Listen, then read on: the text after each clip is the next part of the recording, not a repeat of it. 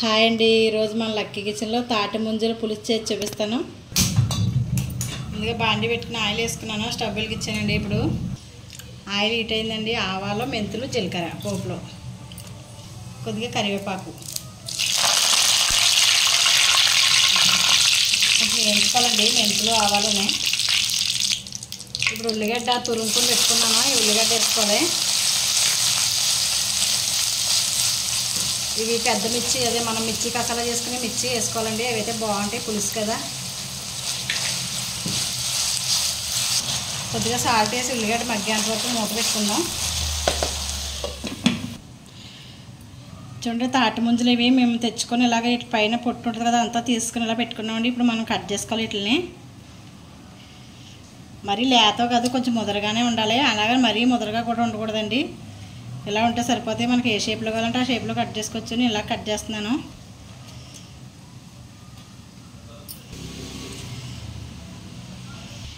ముంజుల పులుసు చాలా బాగుంటుందండి. ఎగురైనా పెట్టుకోవచ్చు, పులుసు అయినా పెట్టుకోవచ్చు. ఇది రైస్లోకి చాలా బాగుంటుంది, చపాతీలోకైనా. ఈ కర్రీ పులుసు అయితే రైస్లోకే బాగుంటుంది, ఎగురైతే చపాతీలోకైనా రైస్లోకైనా కూడా బాగుంటుంది.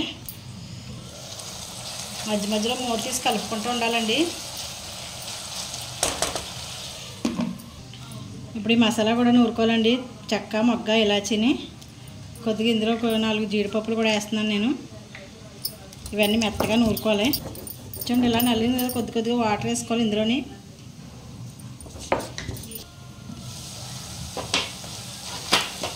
చూడండి, ఇలా వేగినాయి కదా. ఇప్పుడు ఇందులో అల్లం వెల్లుల్లి పేస్ట్ వేసుకోవాలి 1 స్పూను. అల్లం వెల్లుల్లి పేస్ట్ పచ్చివాసన పోయే వరకు వేయించుకోవాలి. ఇప్పుడు ఇందులో కొద్ది పసుపు కూడా వేసుకోవాలండి. వెల్లిపాయ కూడా వేగిపోయింది కదండి. ఇప్పుడు ఇందులో టమాటా కూడా వేసుకోవాలి. మీడియం సైజు 2 టమాటాలు వేసాను నేను. చూడండి, ఇప్పుడు ఇందులో కారం కూడా వేసుకోవాలి. 1 స్పూన్ కారం, 1 స్పూన్ ధనియాల పొడి, కొద్దిగా సాల్ట్ ఇందాక వేసాను కదా, ఇప్పుడు కొంచెమే వేస్తున్నాను, చూసి వేసుకోవచ్చు. ఇందాక నేను నూరు పెట్టుకున్న మసాలా కూడా ఇప్పుడు వేసుకోవాలి. ఇవన్నీ వేసి కలుపుకోవాలి ఒకసారి.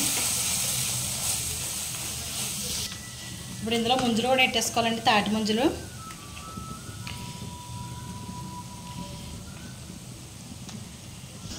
ఇప్పుడు అన్నీ వేసుకొని కలుపుకోవాలి. ఈ ముంజులు కూడా కొంచెం మగ్గాలండి. కొద్దిసేపు మూత పెడదాం. మూత పెట్టి ఒక 5 నిమిషాలు అలా ఉంచాలండి, మీడియం ఫ్లేమ్లోని మగ్గుతాయి. చూడండి, 5 నిమిషాల తర్వాత మూత తీసుకుందాం. చూడండి, అలా మగ్గునాయి కదా మంచిగానే. ఇప్పుడు ఇందులో వాటర్ పోసుకోవాలి. ఫస్ట్ వాటర్ పోసాక ఉడికొచ్చేటప్పుడు పులుసు వేద్దాము, చింతపండు పులుసు. మళ్ళీ మూత పెడుతున్నాము. చూడండి, 5 నిమిషాల తర్వాత మూత తీసుకున్నాం కదా. ఇప్పుడు చింతపండు పులుసు కూడా వేసుకోవాలి ఇందులోని. ఒకసారి కలుపుకోవాలి. మళ్ళీని కొద్దిగా వాటర్ వేద్దాం. చింతపండు పులుసు అంతా ఉడకాలి కదా. ఇప్పుడు ఇందులో ఇంకొక 2 పచ్చిమిర్చి వేస్తున్నానండి నేను. ఇదే ఇందాక అన్నాను కదా, పెద్ద పచ్చిమిర్చి అని, మిర్చి కసాలా అలాంటి పచ్చిమిర్చి వేసుకోవాలి. మళ్ళీ ఇంకో 2 వేస్తున్నాను. చూడండి, ఇప్పుడు మళ్ళీ మూత పెట్టుకోవాలి. ఒక 5 నిమిషాలు అయితే ఉడికిపోద్ది.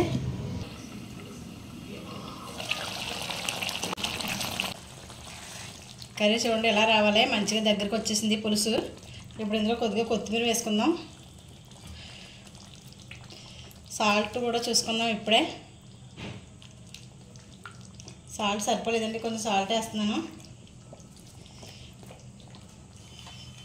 ఈ కర్రీ, ఈ ముంజికాయలు సంవత్సరానికి ఒకసారి వస్తాయి కదండి. ఈ ముంజికాయ కర్రీ చేసుకోండి, చాలా బాగుంటుంది ముంజికాయ కర్రీ. కర్రీ రెడీ అయిపోయిందండి. స్టవ్ ఆపేసుకొని డిష్లోకి తీసుకోవాలి. ఇప్పుడు ఫైనల్గా కొత్తిమీరతో గార్నిష్ చేసుకోవాలండి కొంచెం. ఈ కర్రీ కొంచెం వేసుకున్న అన్నం, ఎక్కువ అన్నం కలుస్తుందండి, చాలా బాగుంటుంది ఈ కర్రీ. ఇలా చేసుకోండి.